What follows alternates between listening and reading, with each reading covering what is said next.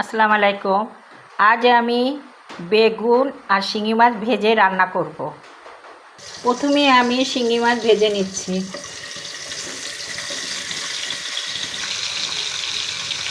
শিঙি মাছ ভাজার পর এবার আমি বেগুন ভেজে নিচ্ছি। বেগুন ভাজা হয়ে গেছে। গরম তেলের উপর এবার দিয়ে দিলাম পেঁয়াজ বাটা, রসুন বাটা, জিরে বাটা, শুকনো চালের গুঁড়ো। এবার এর মধ্যে দিয়ে দিলাম হলুদ, লবণ। মশলা ভালোভাবে কষানোর পর এবার ঝোলের পানি দিয়ে দিলাম। ঝোলের পানি টকবক হলে দিয়ে দিলাম চিংড়ি মাছ, বেগুন ভাজা। এর মধ্যে কয়েকটা কাঁচা ঝালও দিয়েছি। নামানোর আগে একটু জিরে ভাজা গুঁড়ো দিয়ে দিলাম। চিংড়ি মাছ বেগুন ভেজে ঝোল ঝোল তরকারি রান্না করলাম। ভালো হলে বলবেন, লাইক, কমেন্ট, শেয়ার দেবেন।